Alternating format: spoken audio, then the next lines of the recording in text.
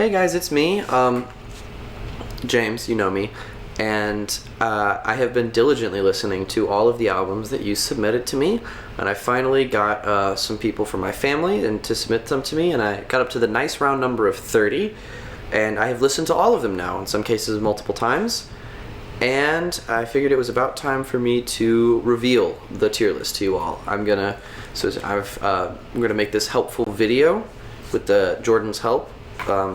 And we're gonna rank every album that I listen to.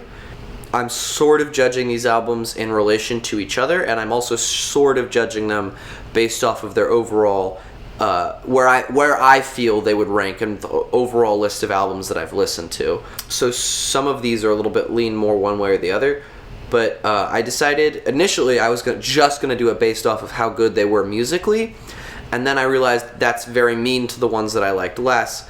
And also that created a tier list that was like weighted to the top ridiculously heavily, because almost all of these are very good albums because you guys have pretty good taste. So instead, by ranking them comparatively, I'm able to make a more interesting tier list.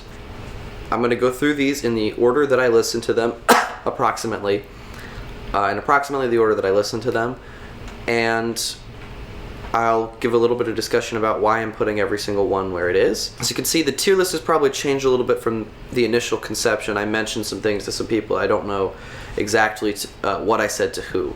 But we're going to have these. These are going to be our 5 tiers. S, A, B, C, and D. There's no F tier because none of the albums you guys submitted to me were F tier. Very frankly, I was very, very pleased. I was worried that someone was going to submit something to me that I was going to be like, this is completely whack nonsense.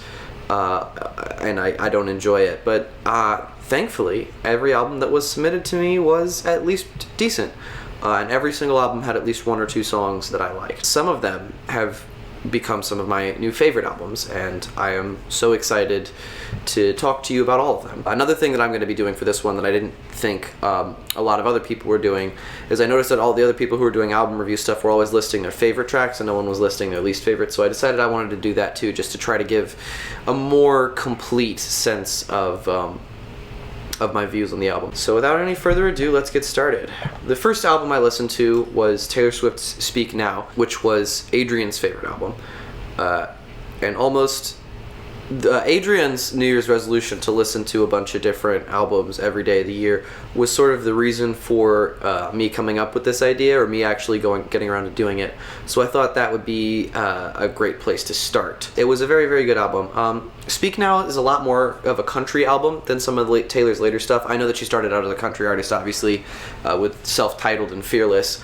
And that continued on to Speak Now. And even if I'm not usually a country person, I really enjoyed it. The highs on this one are fairly high, and there aren't a lot of lows. I will say I didn't enjoy it as much as I liked 1989, or even as much as I liked certain parts of Red and Fearless. There weren't a ton of real, standout tracks on this one, but there also weren't any really terrible ones. Speak Now was a very good album to start with. I enjoyed it a lot, even if I don't love country. And overall, I'm going to put it in the B tier. I don't think it had any real, super high highs. There was nothing that hit the same way that Blank Space did the first time I listened to it, or Wildest Dreams. If I had listened to this one when I was in middle school, and I had the same nostalgia for it that I do for things like You Belong With Me, or Love Story, it might be a tier higher. But even listening to it now for the first time, it has a lot of great moments. My favorite track was probably Long Live. You can scream to it if you're feeling empowered. You can cry to it if you're feeling sad. Adrian talked to me about how it's a song for every mood, and it really sort of is.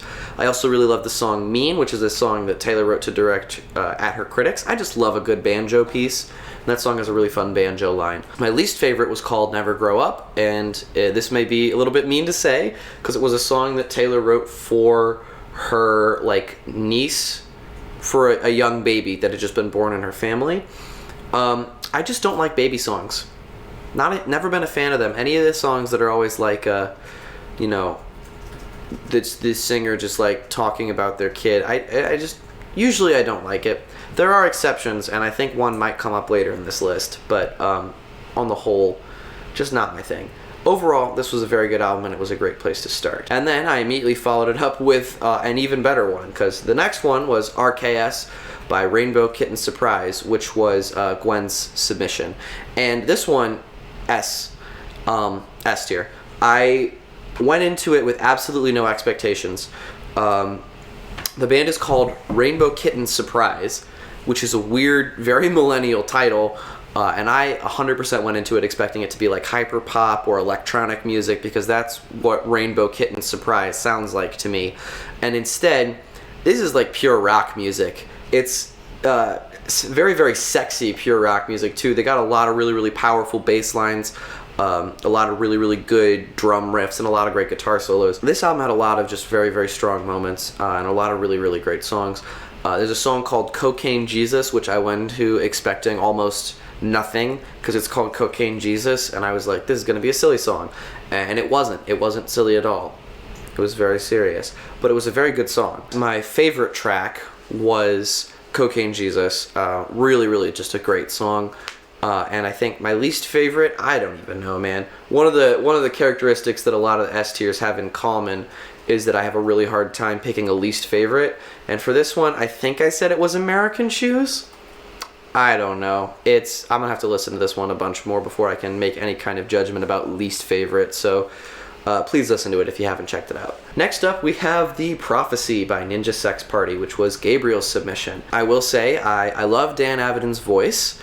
I've listened to a little tiny bit of Ninja Sex Party before, but I had not listened to this album yet. This is a fairly recent album. And overall, it wasn't for me, I'm not gonna lie. This one was a D tier for me. It wasn't terrible. It has its moments. When Ninja Sex Party is funny, they are very funny. The instrumentation is good.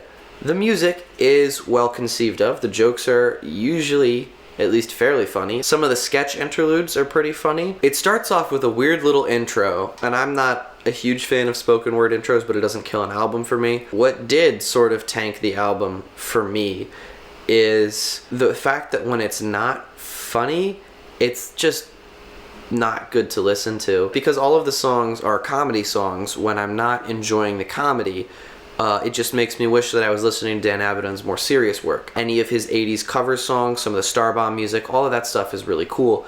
I especially recommend, if you haven't checked it out, Magnum Bullets, which is a song he did with a band called Night Runner. It's got a really great animated music video. The Prophecy overall, it opens with like this 10-11 minute long song, something like that, called The Mystic Crystal, which is 11 minutes long, and you really feel all 11 minutes. One of my big things with longer songs is that I don't enjoy it when they feel long, and this one felt very, very, very long. There was some parts in the song The Mystic Crystal that I thought were very good, some of the better parts from the album.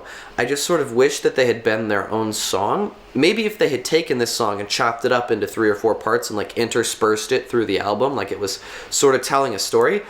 That's an interesting concept. I think I would have enjoyed that a little more. Favorite song from The Prophecy was called It's Bedtime.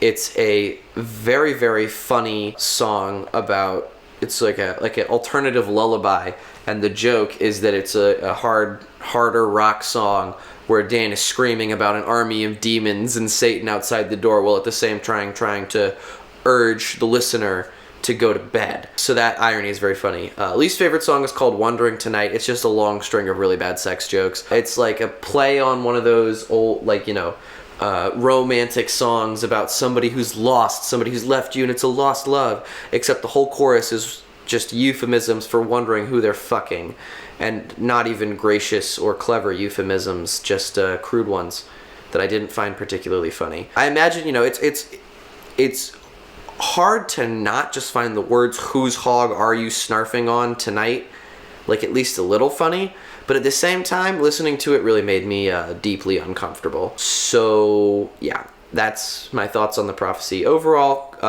not terrible. Wouldn't hate listening to it again. I don't think that there's any kind of problem with NSP. I just would skip a couple of the songs for sure. But thank you for the recommendation, Gabriel.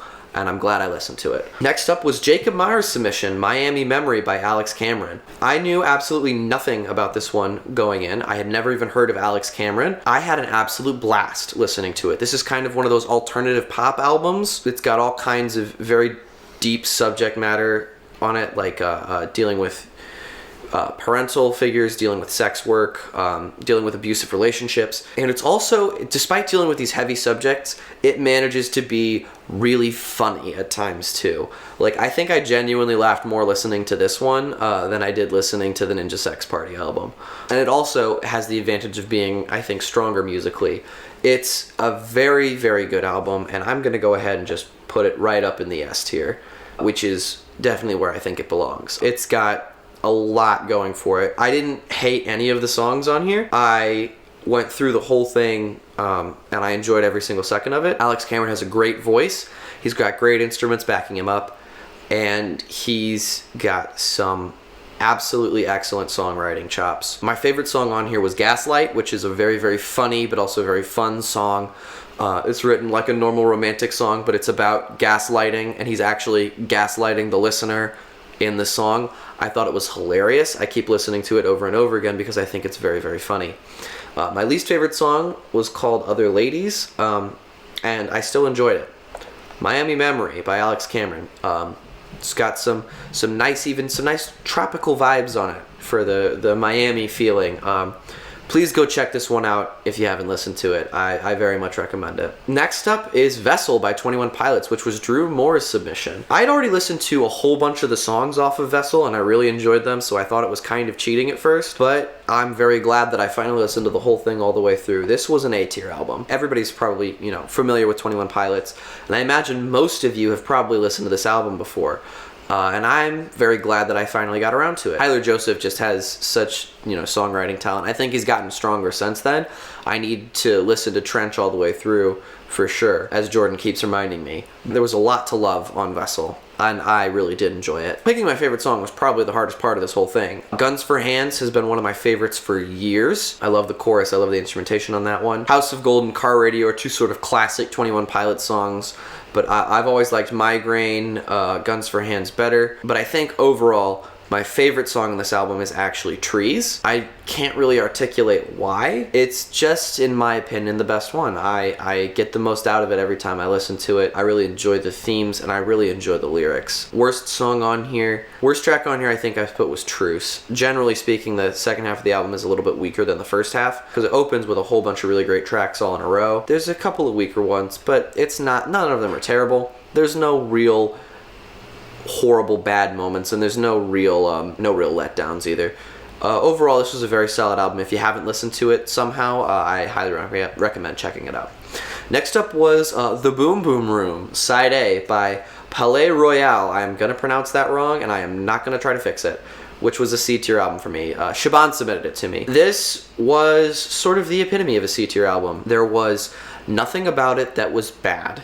There was nothing about it that was displeasing or done wrong. There weren't even really any songs that I hated, but there also weren't a ton of high moments on this one, I'm not gonna lie. It was just an album that I had a perfectly pleasant time listening to without really any big standout moments. I'm glad I listened to it, but I don't know if I would ever really listen to the whole album again. I would probably just go and hit the couple tracks that really picked it up. There were a couple of tracks that were not great, and there were almost exactly an equal number of tracks that I thought were better than average, so that ended up averaging out almost directly. My favorite track was called Where Is the Boom? And I'm very glad that was my favorite track, because with a title like Where Is the Boom, you certainly hope it's good. And fortunately, they seem to have found the boom somewhere in that song, because I had a great time with it. Overall, this whole album is very, very similar to, as you can probably guess from the album cover, the kind of emo pop punk sound that came out of the early and mid 2000s, very MCR vibes. And the best songs on this album come when they move away from that a little bit. They pulled in some sort of like dance hall, classic rock type sounds in some of these songs. And when that was happening, I was dancing around and having a good time. I was really liking it. And the more they tried to stick to the MCR stuff, the less I really enjoyed it. The worst song for me was called Sick Boy Soldier And the reason I know it is the worst song is because I hardly remember it, except for I remember being a little bit annoyed by the chorus. While that one was playing, I found myself singing along at one point, except I realized I wasn't singing along to the actual song, I was just singing "This Is How I Disappear," which doesn't actually match up with the words or the beat. I was just sort of singing it because I wanted to be listening to that instead. But it wasn't a terrible album. I don't want to give anybody the wrong impression here. If you like that kind of emo pop punk sound, you should consider maybe checking it out. Especially some of the good songs like Mr. Doctor Man and Where Is the Book. Thank you, Saban, for submitting that. I'm glad I listened to it. Next up, we have Here You Come Again by Dolly Parton, which was Michael's submission. And Dolly Parton is just so talented. I really enjoyed listening to it, even though I'm not a huge fan of country music in general, like I've already said. But this, as far as country albums go, was pretty good. Had a lot of moments that I think were very strong. Some of the songs are a little saucy, a little raunchy and fun, and when Dolly gets saucy, you know it's gonna be good. Favorite song on here is called Two Doors Down. That one was an absolute jam. I really enjoyed listening to it. I'm just gonna put this back down for a second so we can preserve a little bit of suspense. I keep throwing these up here so fast. But overall, it was a pretty good album. There were some very high moments. Worst song was called Me and Little Andy. This is a song about a little girl who begs to get let into Dolly's house during a storm, and then does, and then she dies. And so does her dog that she has with her. And I have absolutely no idea if this is like a folk song that she recorded and put a cover on here, or if Dolly was just like, hey, you know, it'd be fucked up to throw in the middle of this dance party album, and just threw that one on there for the girls. It was on there, and I had the most bizarre, puzzled expression on my face the whole time I was listening to it. I said a lot about that song because it's really bizarre, but the rest of the album is very good, especially Two Doors Down, which is a very, very fun song about the feeling of being in trapped in a situation where you feel very sad and deciding to let go of that and move on. And I thought that was a great little message to have, and I definitely enjoyed it. So overall, even though I'm not a huge fan of country, I think I'm going to go ahead and put this one in the B tier. I think this was a solid B tier album. Next up was Jordan Dennis's submission, My Beautiful Dark Twisted Fantasy by Ye, Kanye West. I never listened to My Beautiful Dark Twisted Fantasy before, and I am so glad that I finally did. Kanye West is just, whatever you think of him as a person, a musical genius. This was a phenomenal hip-hop album. I enjoyed every single second of it. Everybody's heard Monster. You know, Nicki Minaj's verse on Monster went viral because it's insane. Some of these other songs, like Blame Game, was really fun. Devil in a New Dress was fun. Runaway was fun. So Appalled was a great track featuring features from all kinds of great artists. My favorite song on this album, though, has to be Power. When I was talking to Jordan about this album, I think he said, that song makes me feel like I can knock down a skyscraper, which it absolutely does. I play the song Power now every time I go into an esports match with the team, because it puts me in the right headspace to win. It makes me feel absolutely unstoppable. It's an incredible song. On my notes for least favorite track, I put I am not touching this with a 10-foot pole, because you could not pay me to pick a least favorite track from this album. Easy S tier. This is a work of absolute genius. Kanye West is an absolute value. If you haven't listened to this album and you like hip-hop, please go listen to it. So it may not be fair to go from the Kanye West album into the next one, because next was Map of the Soul 7 by BTS. And there's a lot of hip-hop elements on this album. And going from one of the greatest hip-hop albums of all time to K-pop was probably more of a jump than I should have made, because I didn't love this one. I'm a huge lyrics guy, so starting from that and then going into an album where I couldn't understand any of the lyrics, it was a harder listen for me. It was harder for me to stay focused. It was harder for me to really absorb it all. And that's not even including the hip-hop part. The best way I can feel to describe this album is that it's a pretty decent boy band pop album with a bunch of really mediocre and sometimes really not great hip-hop sections. I wish they would stop rapping. I wish they would stop doing rapping and instead focus on like the singing. I imagine watching this with the music videos is better because I've heard the dancing is very involved, but I just listened to the music. I also didn't like read the translated lyrics, which probably would have helped. I should have done that. But overall, I wasn't a huge fan of this album. It had moments. There's a song on there called On that on re-listens I enjoyed a lot. Boy With Love was okay. That's the most popular one on there. It's got a Halsey feature that's not terrible. There's another song on here called 0 O'Clock that I thought was pretty fun. Other than that, most of them were inoffensive but not particularly good. My least favorite song was called Dionysus. I did not enjoy that one musically, and frankly I found it a little bit blasphemous. Why are you naming your song after the Greek gods? If you had an album called St. Peter, wouldn't people find it a little suspicious? Consider it. Well, overall, this was a D-tier album for me, but I'm glad I listened to it. Thank you for submitting it, and if you, Kaya specifically, this was Kaya's submission, if you ever want to listen to this like with me, I'm always open for something like that. Next up was Lillian's submission, which is called Get to Heaven, which is a British art rock band called Everything Everything. I'd heard of Everything Everything before, and I had never listened to any of their songs, so I was glad to get the chance. And it was weird, which I should have expected, given that it was art rock. This was the first one that I didn't have a real strong vibe off after my first listen. I enjoyed it at times. I didn't enjoy it at other times, and I could almost never articulate why I enjoyed it or didn't enjoy it. It was just like the sound was so unique and different, sometimes in a very, very good way, and sometimes in a way that I was a little confused by. But overall, it was pretty good. I'm going to put this one in a C tier. This one also gets an honorable mention as the first of my albums that I need to listen to at least 10 more times before I can have any kind of cognizant opinion on. Just based off of first listens, though, and based off of overall in the tier list, it's probably a C tier. I don't know if that had moved super a lot after re-listens, but it definitely had a lot of good moments, and there was a lot of stuff going for it. My favorite song on here was called Zero Pharaoh. It's got some really fun lyrics and some really good stuff in there.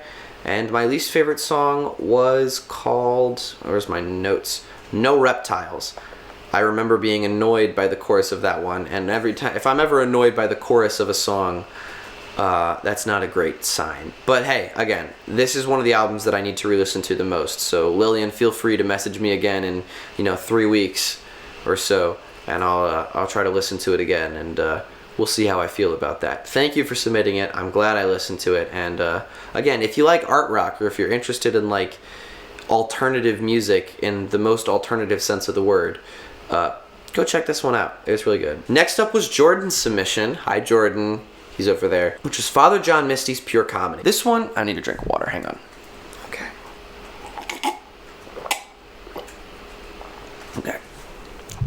Pure Comedy by Father John Misty, submitted by Jordan Mauser. This one was interesting and really good. Father John Misty is like this folk blues. Jordan? Blues? I don't know. Folk, alternative folk pop, indie folk. I'm just going to throw out every word that has folk on it because he has an acoustic guitar. But he's a really talented songwriter. He's got some excellent lyrics, and he was very funny too. I was sort of expecting that because one of the things that Jordan had talked to me about Father John Misty beforehand is that he's very, very funny. His lyrics are very, very clever, but I enjoyed it a lot. Overall, this album is a solid B-tier album, and I will tell you why. It's got a lot going for it. There's a lot of very, very good tracks, and then there were some tracks that I just wasn't feeling quite as much. This another one that might change on re-listen, because I've already re-listened to this one a little bit, and it did change my opinions on certain songs. Overall, though, very good. This is a very incisive album. I made a joke to Jordan about how I was like, I thought you were going to submit Bo Burnham's Inside. And he was like, no, it's not even one of my favorite albums. And then he did submit Bo Burnham's Inside. He just submitted the folk version of Bo Burnham's Inside. Very similar thematically. Not exactly. obviously, but a very, very similar examination of art and creation and the modern digital world that we live in. Released before the pandemic, though, and he somehow managed to nail a feeling that resonates very much during quarantine. Standout tracks include Leaving LA, which is 13 minutes long and does not feel 13 minutes long. It is the extremely rare, at least for me, very long song that I have no problem listening to. It was really easy to digest, very fun. Another great song was called The Memo. That one was hilarious. It opens with the line, "I'm gonna steal some bed sheets from an amputee," which, fantastic way to open a song. As Jordan has pointed out to me, Father John Misty's opening lyrics are often the best part of the songs. Or at least one of the best parts of the songs, because there's a lot of best parts of these songs. The opening track, Pure Comedy, is 6 minutes long and goes down super easy. My favorite track on this album was called Total Entertainment Forever. It is the second track on the album, and it is very, very funny and very, very fun to listen to. Overall, just absolutely fantastically constructed. I would consider that an S-tier song. My least favorite track on the album was called So I'm Growing Old on Magic Mountain, which Jordan is very upset at me for saying that is my least favorite song. But it is, at least to me, it felt very, very repetitive. And it's 10 minutes long, and it feels 10 minutes long. And I am not a long song guy usually, so that was kind of that wasn't a great sign. But overall, this is a very good album. If you like folk music, please go check it out. Thank you so much for the submission, Jordan. Next up was Cameron's submission, which was called Sticks and Stones by Newfound Glory. And I'm just going to go ahead and put this one straight up into the A tier, because it was very good. I listened to this one at work, and I had an absolute blast, even though I was at work. This is sort of a great example of the genre that I like to call high school rock, because I listened to a lot of these songs in early and, all through my high school career.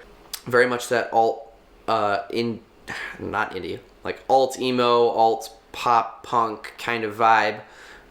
Very similar to Yellow Card or the All American Rejects, that kind of stuff. I had known the name Newfound Glory for years, but I never really listened to one of their albums all the way through. I'm very glad I did. I'm very glad I got the chance. Sticks and Stones was a blast to listen to. I had a lot of fun. I was catching myself dancing around to the various songs on the album. My favorite track on this album was The Great Houdini, which is about escaping an abusive or just a generally bad relationship. I also loved My Friends Over You, which is one of Newfound Glory's most popular songs and the most popular song off this album by a wide margin, which is about choosing your friends over a bad relationship.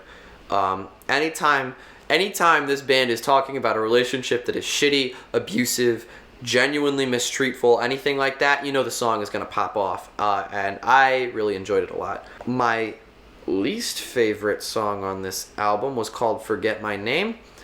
I don't really remember that one. And when the worst song on an album is the one that I don't remember, it was a pretty good album. If you like the All American Rejects or Simple Plan, check this one out. It's a very good album. Cameron, thank you so much for the submission. Next up was Kay's submission, which is called Junkyard Jazz by Trudy and the Romance. This is a 5-song LP, EP? I can never remember. 5-song EP by a band called Trudy and the Romance that I thought kicked ass. All 4 of the songs were absolute bangers. The first song is technically the worst song on the album because it's a 35-second long musical intro that doesn't really, it adds something, but it doesn't really add enough to justify its presence exactly. It's also only 15 minutes long. The entire album is only 15 minutes long. And it just left me wanting so much more from these guys. I definitely need to go through and listen to some of the other songs. It was very, very much an A-tier EP, though. And if you like short little EPs, and if you like sort of alt-rocky, jazzy... I'm so bad at describing genre, I just need to stop doing it. If you like what I would describe as rock jazz fusion, definitely check this one out. It's got a lot of really fun stuff on here. And some absolutely hilarious lyrics. Okay, so if you've been watching my Twitter, you know what's coming next. Because the next album is Carly Rae Jepsen's Emotion, which is regrettably Corbin Tarr's submission.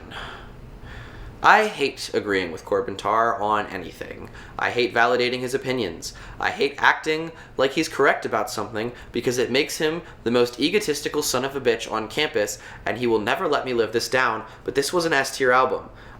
This was an extremely good album. I'd been meaning to listen to it for a long time. I actually continuously asked him to submit it because I wanted an excuse to listen to it. And then I finally listened to it, and it was everything I could have hoped for and more. Jesus Christ. Carly Rae Jepsen is so good at pop music. Every single song on this album is a banger. It opens with Run Away With Me, which became a meme because it's too good. The next song is called Emotion. It's the title track, and it's phenomenal. Every single song on this album is so good. If I had made a playlist that was just like all of the songs that I really liked off of every album, almost the entire album would be on here. I Really Like You was a huge mainstream pop hit because it's just so much fun. And of course, there is the song Boy Problems, which kicks so much ass it should be illegal. It's genuinely one of the best songs I've ever heard. The worst songs on this album would be like top 3 if you put them on some of the other albums on this list.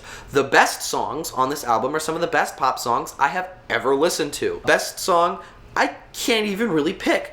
I'm gonna go with Boy Problems because, again, criminally good, but you could make an argument for Emotion, Run Away With Me, Making the Most of the Night, I Really Like You.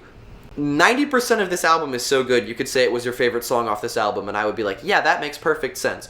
Worst song is, I guess, Warm Blood, but that one is still good.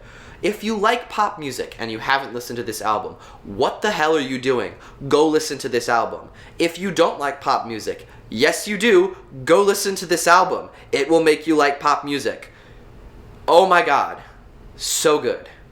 Corbin, I hate you. I'm not even going to thank you for the submission because you didn't technically submit it. I had to submit it myself because after I asked you to do it 50 times, you still didn't do it, and then I went and did it anyway because you knew it was going to be good. And I knew you weren't going to get mad at me for agreeing with you. So, there. Carly Rae Jepsen's Emotion. Absolutely phenomenal album. Please go listen to it. Next up was Bryn's submission, which is the Shrek 2 original motion picture soundtrack. Okay, I had a little bit of a crisis of faith over this one because I didn't know whether or not I should include it because it feels to me like it's clearly a joke. Bryn, I love you. I have a very, very hard time believing that your favorite album of all time is the Shrek 2 original motion picture soundtrack. And at first, I was going to just put this one straight in the D tier because it's not actually an album in the traditional sense of the word. It's a compilation album because it is a soundtrack album. And it being a soundtrack album means that it lacks some of the things that I like the most about album, which are like thematic coherence, examining how the musical style flows from one song to another, observing where it falls in an artist's discography and what it means and what every song means to the artists. All of that is kind of divorced from the original context because it's just pulling popular hit songs from other artists. All of the songs are really good, but they don't go together except in the context of being used in this Shrek movie. And then I sort of had the epiphany that it is just sort of the same as a compilation album. And if I devalue this compilation album, I'm also sort of devaluing the concept of playlists, which I also think do a similar thing. So then I re-listened and re-evaluated with the context of it sort of being essentially a playlist and fitting into the story of Shrek 2. And yeah, it's pretty good, you know? I would put it in the B tier overall. It's a fine compilation album. It's got a lot of good songs on there, a lot of really good songs on there. I Need Some Sleep by Eels, Little Drop of Poison by Tom Waits. Obviously, multiple versions of Holding Out for a Hero. And my favorite track off this album, Counting Crows, Accidentally in Love. Holy shit, Accidentally in Love is so good. Perfect way to start this movie. And I'm going to go ahead and say it. I like this one better than All Star. I think this one should be just as much of a meme as All Star is. We like Shrek 2 as much as we like the original Shrek. What the hell, internet? Let's make Accidentally in Love the next meme, please. Very, very good song. I really enjoy listening to it. Worst song on this album is actually the second song on this album, which is a cover of Holding Out for a Hero, not the one you're thinking of. It is a different cover of Holding Out for a Hero by a band called Frou Frou that I did not like almost at all. I thought it was very bad. I wish they had just put the original Holding Out for a Hero on here. Also, gonna go ahead and say it, the original Holding Out for a Hero is better than the Fairy Godmother cover, and if you think that, you are in denial. You know, it was a fine compilation album. A lot of good songs on here. Divorced from their context, I don't know if some of those songs are as good, but in the context of like a playlist or as like a compilation album, it does a fine job. A lot of good songs on there. Next up was Mason Coble's submission, which is Fashion Nugget by Cake. Now, I had heard of this album before, obviously. You know, Cake's great. I loved The Distance. And it absolutely followed up on The Distance. Every single song on this one was pretty great, almost. I'm going to go ahead and put it in the A tier. Because it's a very good A tier album. And a high A tier, probably. Absolute classic in the world of, like, alternative rock, I guess. Back from the Eve 6 era of, like, alt rock, early classic, late emo, I guess. I don't know if you'd call it emo. Definitely not. Take that part out. Like, from, like, the early punk, or the late punk, no, I'm just rambling again. I need to stop talking about genres. I'm bad at it. So this album is a fantastic example of the, like, alternative rock. I'm just gonna leave it at alternative rock. The horns on this one are absolutely kick-ass. I'm so glad I finally listened to it and that it's not just like one song, because I knew going in that The Distance made great use of its trumpet solos. The whole album just absolutely follows up on that concept. It does my favorite album is Lungs by Florence and the Machine. And one of the ways I love to describe that album is they wrote a bunch of really good like pop or alt rock songs. They're like, what if we put a harp in this? And they sort of did the same thing for alt rock with this one. They were like, wrote a bunch of really cool kick-ass alt rock songs, and they're like, hey, those ska guys really love trumpet. What if we threw some of that in here? And I'm so glad they did, because it really just sort of kicks ass. My favorite song on here was actually not The Distance, which is how you know it's good, is when I like a song and then there's a better song on that album, that means it's a good album. My favorite song on here was called Perhaps, Perhaps, Perhaps. Great song about being in that limbo where you're not sure if a relationship is going to happen or not, and just asking the other person to hurry up and make their fucking mind up, which is a topic that some of my other favorite artists have explored to great effect. My least favorite song on this one was called Italian Leather Sofa. It was just very long and a little bit more graphically sexual than I was comfortable with, but not a terrible song. There are a lot of really great songs on this album. The opening, Frank Sinatra, was really fun. I can see why it's a popular song, and it's very good. The Distance is obviously great. You know, it was a big success. It's super fun to listen to. They followed up with a lot of good ones, like there's a song called Daria that I loved, a song called Stick Shifts and Safety Belts that's very fun. The last song is called Sad Songs and Waltzes, and it's a very fun reflection on how the music industry likes to crush artists. Music industry. And a little bow on top, sort of in the middle, is, well, I guess it's in the middle, not at the very end, but a little bow on the whole album is the cover of I Will Survive. Absolute great album. If you haven't heard this one, and you like ska, almost, it's not quite ska, but it's almost ska, or if you like alternative rock, please go check this one out. Next was Alyssa's submission, Alyssa Jean, which was Dissolve by Brian Bulger. I had never heard of Brian Bulger before, and it turns out the reason I had never heard of Brian Bulger before is because he is a local artist from Springfield, which is very cool, and I'm very, very glad that it was recommended to me, because local artists are always good, and supporting them is never, never a bad thing. Go listen to Robin's Egg Blue by Ashley Gilland. Anyway, Dissolve by Brian Bulger. This is very much that sort of like dream folk pop space that's being explored by a lot of independent artists right now. A lot of like ukulele. I'm gonna pull up one of these songs real quick and make sure I'm describing it correctly and not getting my wires crossed. Not maybe executed as well as some of the other people in the genre have done, but not terrible. Brian Bulger himself has an excellent voice. I wish there was more experimentation on this album. I think it's very, very, very cut and dry, bog standard for this genre. It's got some good instrumentation. It's got a lot of good instrumentation, actually, and a lot of fine vocals. I think I'm gonna put this one in the C tier. I think C tier feels the most fair for what this one is. It's probably weird that I adjusted my whole view of it once I learned he was a local artist. This one's got some moments that are very good. There's a song on here called Quick Step Manic that I thought was very fun. That was my favorite track from the album. But overall, I would have loved it if it was more experimental, or if there was some more... I would have loved it if there was some more variation in what was happening. And ironically, one of the songs that is the most of a dramatic departure from what is usually happening, is my least favorite one on the album. It's called Baseball Bat a Story, and for some reason in the middle of the song, he stops and delivers like a long monologue that's just a story from his life. A weird decision, and I don't know if I loved the way it was executed. It could have been good. I just think that the execution left a little to be desired. Overall, though, this album was fine. He's got a nice voice. This might be a good one to just put on in the background and vibe to. Maybe on re-listen I'd delve into a little bit more, but overall it was a pretty good album. Thank you so much for the submission. I'm always glad to listen to local artists. Next up was Psychic Reader by Bad Bad Hats, which was Macklin's submission.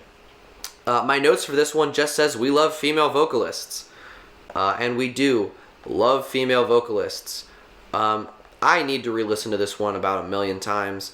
I'm gonna go ahead and put it in the B tier, I think. I think that is a very tentative ranking. I will probably make a tweet sometime in the next few days after I've had time to really listen to this album again, seeing if I adjust the ranking or not. I really enjoyed this one. It's a very good, like, alt-rock, indie rock, maybe, type album. Carrie Alexander is the lead vocalist from Bad Bad Hats, and she's got a fantastic voice. They've got some great songwriting props. I was a little distracted when I was listening to this one for the first time because I was driving. But I enjoyed it a lot, and I'm going to go through it, and I'm going to listen to it again, and that might adjust my ranking of it. My favorite song was called Shame.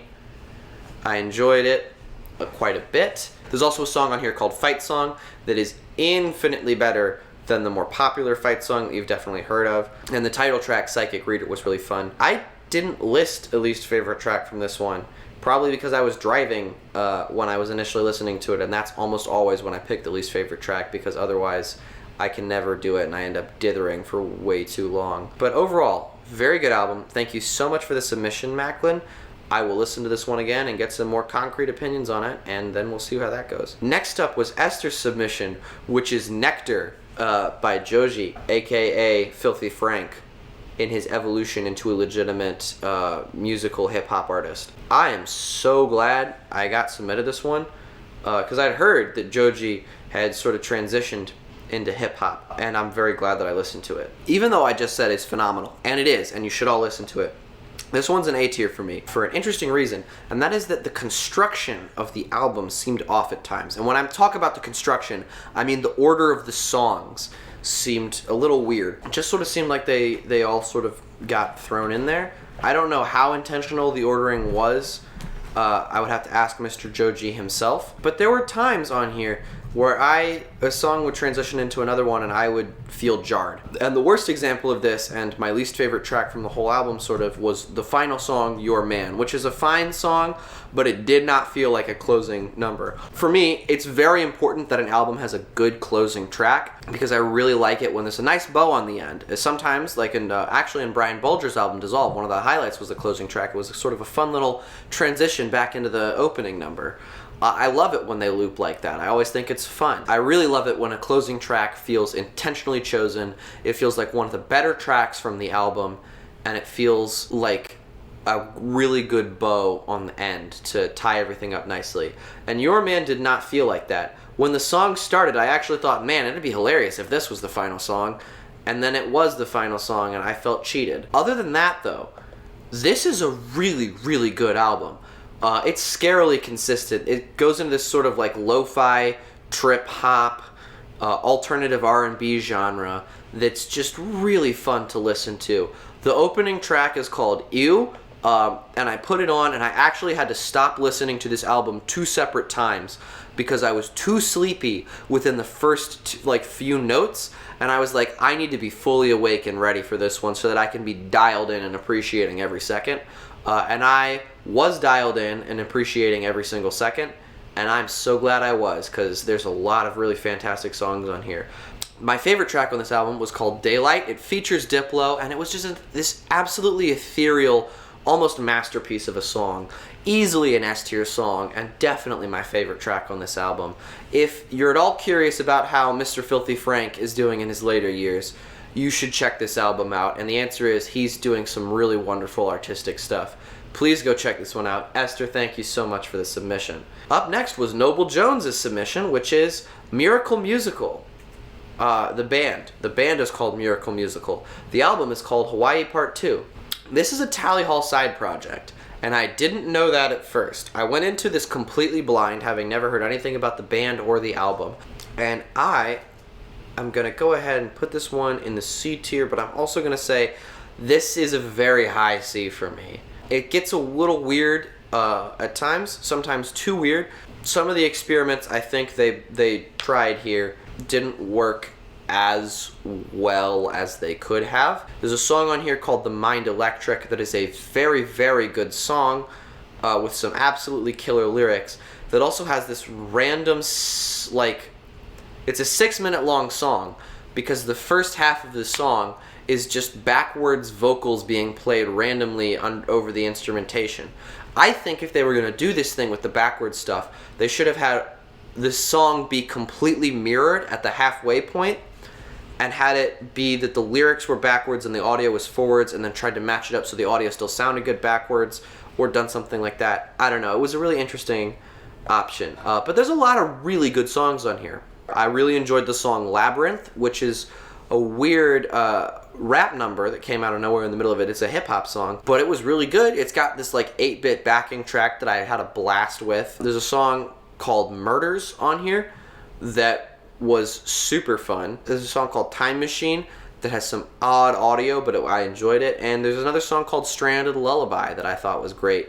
My least favorite song has a very long title that's in Japanese, and all of the lyrics are in Japanese, and I could not tell you how it is pronounced or what it's called, and I am not going to attempt because it will probably come out very wrong and very badly. Overall, though, this was an interesting project. Very artistic, very experimental. I enjoyed it, and I'm very glad I listened to it. Thank you for the submission. So it's now time for the part of the video where you are all going to accuse me of being biased, because the next album was a submission by Crow, my partner, and we've been together for 5 years, and we're in a romantic relationship, and that means my judgment is obviously clouded. Except it's not, because this next album, Oh My Heart by Mother Mother, is the best album I listened to at all, bar none, on this whole project. First of all, Oh My Heart is my kind of music. I'm a huge fan of alternative rock, indie, alt-rock, alt-pop type pop rock. I'm gonna stop doing this. There are reasons that I think everybody should listen to this album, even if that's not necessarily your type of music. It is phenomenally constructed. It is extremely well written. It is, as some other people have put it to me,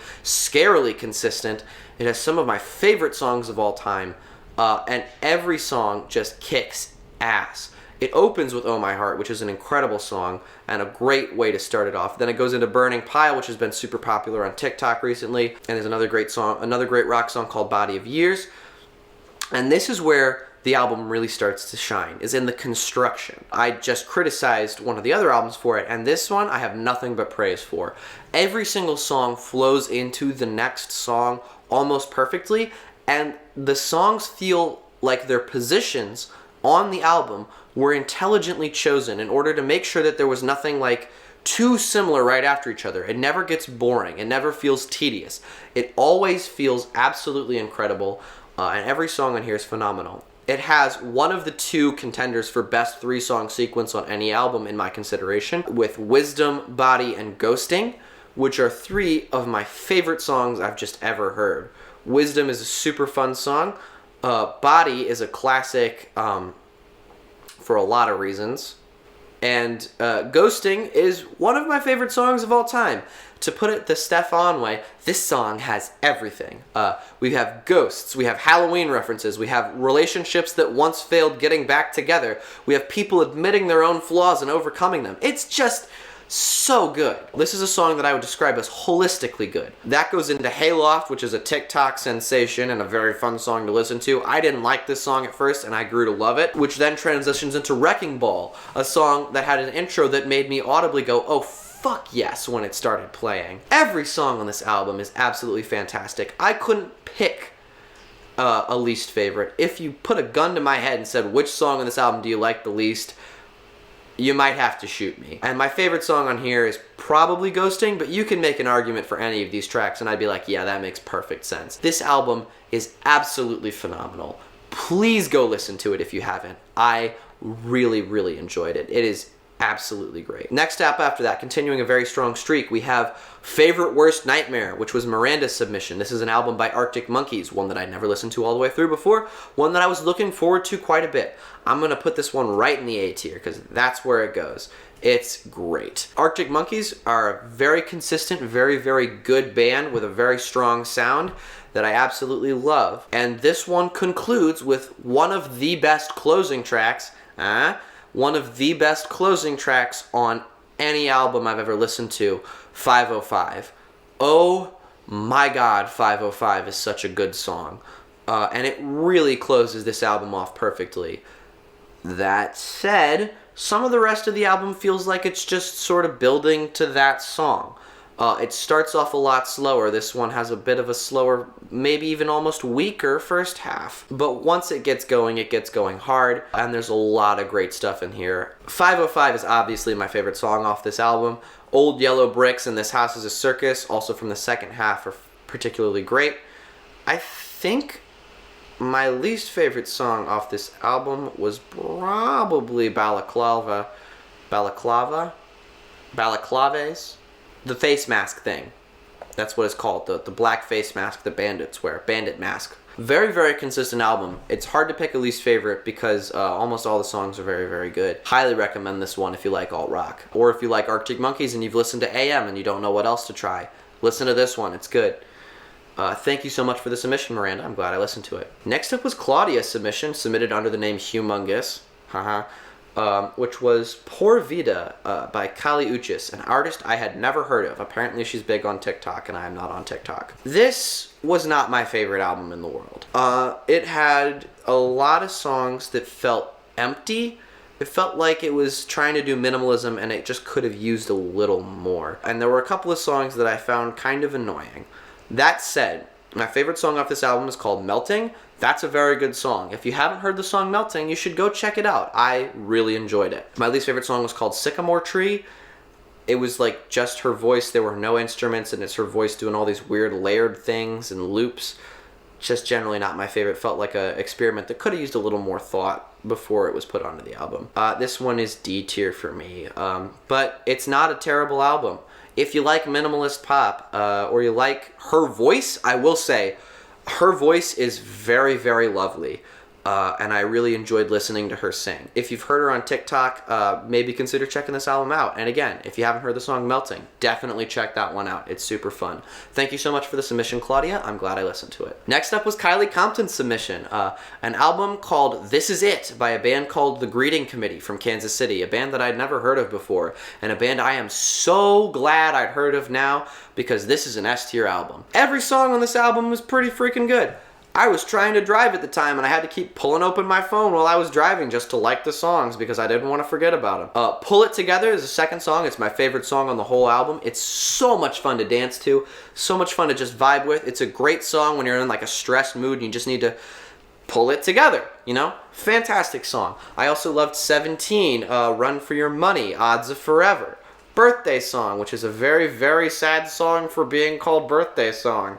Overall, absolutely fantastic album. My least favorite song was called Gold Star, and it's still pretty good. If you haven't heard of The Greeting Committee, which seems unlikely to me since this is sort of a local act from Kansas City, I don't know how Kylie found it, but I'm so glad she did, go check it out. Really great album. Really great album. I'm so glad I listened to it. Next up was Rob Mauser, Jordan Mauser's dad's submission, Metallica's Master of Puppets. As I said to Jordan Mauser's dad, Rob Mauser, on Twitter, I have to be in the right mood to listen to metal. And when I was in the right mood, this was a good album. I'm going to go ahead and put this in the B tier. I think there are other forms of metal that I personally enjoyed more, but I absolutely understand why this album is such a classic. The songs are all fairly long, but they're great to vibe to. They're great to jam to. If you're in the mood to listen to some long songs, this is a great example of it. And if you like metal and you haven't listened to this album, I don't know what the hell you're doing. You should go listen to this album if you like metal. Master of Puppets, the title track, was my favorite song on this one. It's got some fun, dark fantasy vibes, despite the fact that it is directly about American warfare, like most of this album. My least favorite song on here, and this one might hurt for some people to hear, was called Disposable Heroes. It wasn't terrible, it was just felt very repetitive and very long by the end of it. Overall, Very glad I listened to it. Thank you, Mr. Rob Mauser. Really enjoyed it, and I'm very glad I finally have that one under my belt so I can talk about music, and I guess metal specifically, with some more background on the genre. Next up was my friend Jack Hayes from high school submitted this album to me. It's called Volume 1 by Amigo the Devil. I'd never heard of Amigo the Devil before, and I'm so glad I did. This is an A-tier album. Really great. This album is what we call spooky folk, and I love me some spooky folk. Lots of great banjo lines, lots of great bass lines. There's some really fantastic organ pieces in here. Really just a consistently good album. My least favorite song on here was, I think, called The Recluse. It was okay. Other than that, this was a fantastic album. Perfect Wife is a great song. One Kind of People is a fun little tune from the end. It's got a weird silent part in the middle and then a bonus track, which is weird for a song that is not the last song on the album to have a hidden bonus track, but it certainly does have one, and it was certainly good. And my absolute favorite song on this one is the first song, which is called Hell and You. That one was just so much fun to listen to. It's got a great chorus and a great song. I also loved most of it. If you like folk music, and especially if you like folk music, I highly recommend checking this one out there. Little hidden gem from a group I just never heard of before, and one I am so glad that I did. Thank you so much for submitting that to me, Jack. I loved it. We're going to have to talk about this one more later. So the next album was one of the hardest ones for me to rank, because it kind of makes my brain short out a little bit. And it is Panic at the Disco's Pretty Odd, Eileen's submission. And, wow, where do I even start with this one? It is consistently great. It is musically ingenious. It's very diverse and creative. I might even go so far as to call it eclectic. Panic at the Disco put out their their first album, A Fever You Can't Sweat Out, and then immediately made this weird Baroque pop masterpiece, I'd say. My favorite Panic album, and easily an S tier. It's got a lot of songs that are just absolutely phenomenal. And really worth listening to, even if you don't know who Panic at the Disco is, or even if you don't like Panic at the Disco, I dare say, you should check this one out. Really, really a fantastic album. Really genius. Absolutely genius songwriting from Ryan Ross, who has just sort of vanished off the face of the earth. Ryan Ross, where the hell are you? Please come back. I'd like some new music. Pretty Odd. Absolutely a fitting title. Really fits the whole nature of this album. My favorite song is actually, I'm going to cheat a little bit and say two, because it's sort of a two-parter. I Have Friends in Holy Spaces, one of the two songs that Brendan Urie wrote by himself for this album, which then serves as a sort of lead-in intro to Northern Downpour, the song you were probably thinking, I would say. Northern Downpour is an absolutely phenomenal song from an incredible album. If you have not listened to Pretty Odd and you like Panic at the Disco at all, please go listen to it. I loved it. Thank you so much for submitting this album to me, Eileen. This is one of the few that I had listened to beforehand. And I was so glad to listen to it again. These last three are the three that were submitted by my immediate family, my mom, my dad, and my brother Tim. So we're going to talk about them now, because I listened to them and I asked them specifically to submit it to me, and I'm very glad they did. First up was my mom's submission. This is Paul Simon's The Rhythm of the Saints. I had never listened to this before, even though I am a fan of Paul Simon in theory, and it was really good. I'm very glad that I listened to it. It's a lot of classic folk, classic rock type songs. Paul Simon is credited with helping to bring to mainstream success the genre of world music. And I don't know if this one does that as much as Graceland does, but it's really good. It's got a lot of very fantastic songs and a lot of very fun, sort of eclectic folk songs. Further to Fly, probably my least favorite. I don't know, hard to pick a least favorite from Paul Simon, but I'd say Further to Fly. Other than that though, man, there are a lot of great tracks on this album. The title track, Rhythm of the Saints, also the closing track, was very fun to listen to and a nice capstone on the album. The Obvious Child is what it starts off with, and one of Paul Simon's biggest hits, a song that I greatly enjoyed listening to finally, even though I'd heard it recommended before, maybe on a couple of classic radio stations, but never really listened to it. Very glad I did. And my favorite track, a song that I have been listening to with my mother for years now. It's called Born at the Right Time, which is the exception I mentioned all the way back at this beginning of this video to my I don't like songs about children. This is a song about children that I just love. I don't know what it is about it, but something about this song really speaks to me. Overall, I would give this album an A. I think if you like folk music and you haven't listened to this one somehow, go listen to it. And speaking of folk music, Next up is my brother Tim's submission, another one of my favorite albums, Rites of Passage by the Indigo Girls.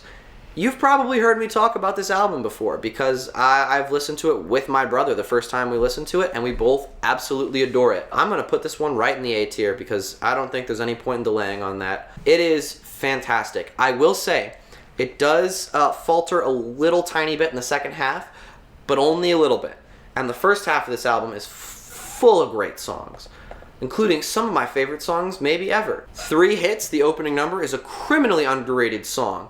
I had heard almost nothing about this one. It wasn't one of the Indigo Girls' big hits, and I feel like it should have been. It's super fun. Jonas and Ezekiel, another frankly underrated song that I thought was an absolute jam. And some of the more popular songs on here. Joking is great. Ghost is great. It has the best version of the Simple Plan love song Romeo and Juliet I have ever heard. I think it's better than the Simple Plan original. It is so good. Amy Ray's vocals really take the song to new heights. And my favorite song off this album is Galileo, the second song. It's a fun, weird little song about the concept of reincarnation that I just really love, and it's so much fun to listen to and jam to.